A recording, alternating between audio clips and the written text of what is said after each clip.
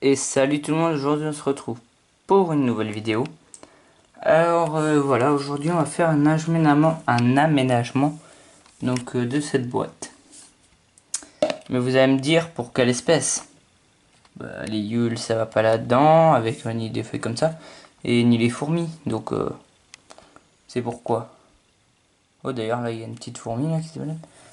Mais en fait, c'est pour des phasmes. Alors vous les avez encore jamais vus, donc je vais vous les présenter. Ça sera la première vidéo que je fais dessus. Ça fait à peu près 3 semaines que je les ai. C'était dans un tout petit truc. Et comme ils ont grandi, je vais les mettre dedans. Donc je vais vous les montrer. Et après on aménage ça.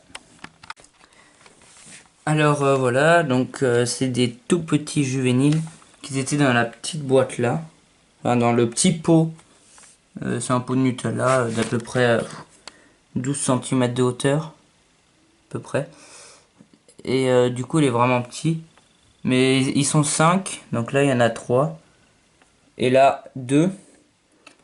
Après comme ils venaient à peine d'éclore quelques jours, bah ça allait, mais bon là ils deviennent vraiment grands quand même. Enfin, là ils commencent à faire à peu près 2 cm, 2 cm et demi. Avant ils faisaient quelques millimètres. Alors on va commencer l'aménagement du coup. Je surveille ces deux qui se barrent pas, mais ça devrait aller. Donc déjà ça risque d'être trop grand. Hop. Du coup, on va aller le couper.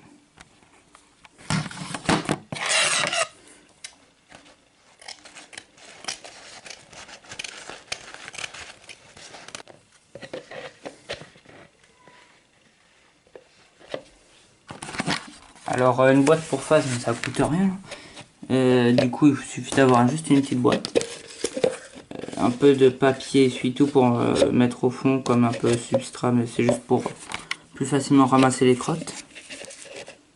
Et, quelques feuilles près de chez vous ou dans la forêt que vous trouvez. Et puis un récipient pour que les feuilles ne... Enfin, que les feuilles durent plus longtemps au lieu de les changer. Du coup, moi je change une fois par semaine. Mais là-dedans, je n'avais pas la place de mettre un récipient. Du coup, quand même, à la fin, elles sont vraiment abîmées, quoi. Alors voilà, on va mettre ça comme petit récipient. Bien sûr, il faut le couvrir pour éviter qu'il se noie. Je vais mettre un papier au-dessus. Par contre, en fait, eux, ils vont jamais quasiment au sol. Ils restent toujours sur la moustiquaire que je mets au-dessus. Et ils adorent être en haut. Donc je pense pas qu'ils passent. Donc même il y avait des espaces, mais ils passaient pas, donc ça devrait aller. Et j'espère, normalement ils tomberont pas dans l'eau, mais là vraiment comme vu leur taille, je vais prendre toutes les précautions. Voilà. Alors je vais mettre l'eau, le truc par dessus et on va mettre les feuilles dedans. Alors là on se retrouve donc maintenant que j'ai mis les feuilles et l'eau. Du coup j'ai mis du papier au-dessus pour pas qu'ils se noient. J'ai galère à le placer mais je pense pas qu'ils vont aller dedans. Ça serait dommage. Donc voilà. En plus là, les ronces ça défonce les doigts, du coup c'est galère quoi. Mais bon là ça me paraît bien. Du coup on va placer les phases. Allez, les deux pépères qui sont là. Je sais pas si c'est des mâles ou des femelles. Je pense que quand ils grandiront on pourra savoir.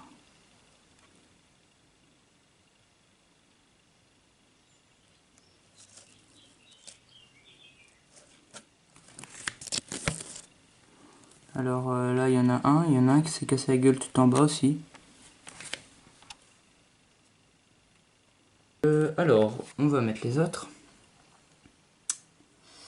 qui sont là-dedans. Je vais aller chercher quelque chose.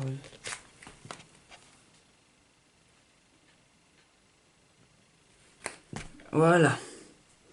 Petit coton-tige, c'est très pratique pour les prendre. Parce qu'ils s'agrippent dessus et en plus ça leur fait pas mal. Je suis sûr de pas les blesser avec. Allez monte, allez monte.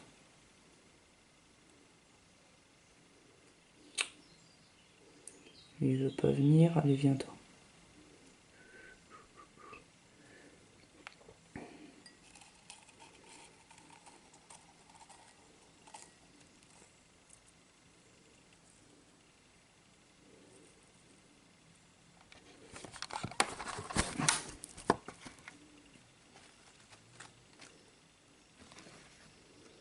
Alors, il y en a un qui est accroché, là, je vais essayer de le faire tomber dedans.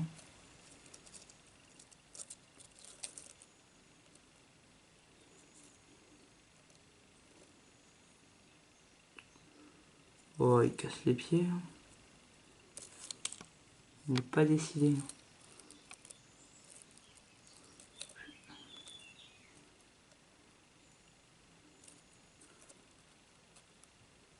Ah, voilà. C'est bon. Ah, j'ai foutu plein de merde par terre, là. Un petit peu chiant. Ça fait beaucoup caca. Hein.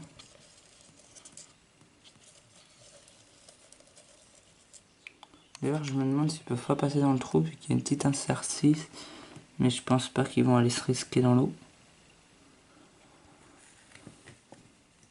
Ah bah l'autre il est tombé en bas aussi. Quelle andouille.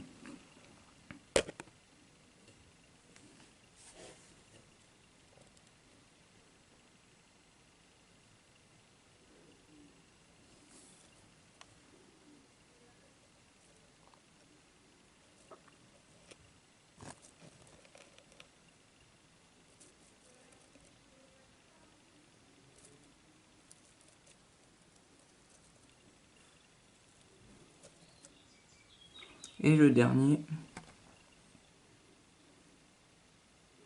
s'il arrête ses caprices, parce que je vous pose parce que c'est vraiment compliqué.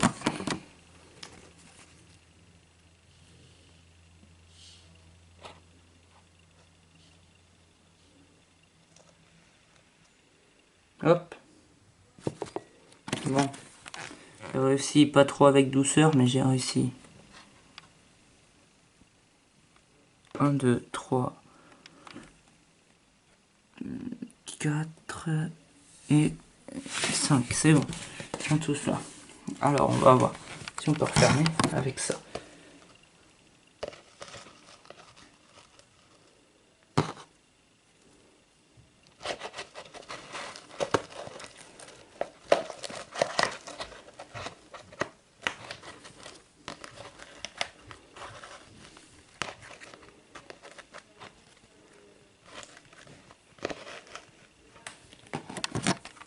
Et ça passe tout juste, mais ça passe. Très beau. Donc voilà, c'est la fin de cette vidéo. Merci à vous de l'avoir regardé et bye bye. Alors là, on se retrouve pour l'outro de cette vidéo. En fait, c'était pour vous dire que en fait, elle a été tournée il y a 3 ou 4 mois cette vidéo, mais que j'avais pas pu la poster. Même il y en a 3 ou 4 autres qui sont que j'ai préparées. Je vais bientôt les poster quelques jours après celle-ci. C'est parce qu'en fait, j'avais plus de logiciel de montage vu que avant j'avais un PC prêté par le collège avec un logiciel dessus. Et là, j'en trouvais plus, mais là sur mon téléphone, je trouvais Power Director. Je pense que vous connaissez et c'est pas mal.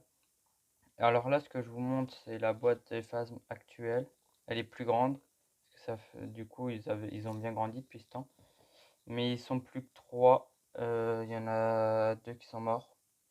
Et un là qui est pas très bien, vu qu'il a raté plusieurs mues, et du coup, il lui manque des pattes et des antennes et tout. Du coup, pour l'instant, il en reste 3. Ils ont pas mal grandi. Voilà. Et donc, c'est tout. Donc, si la vidéo vous a plu, likez et tout.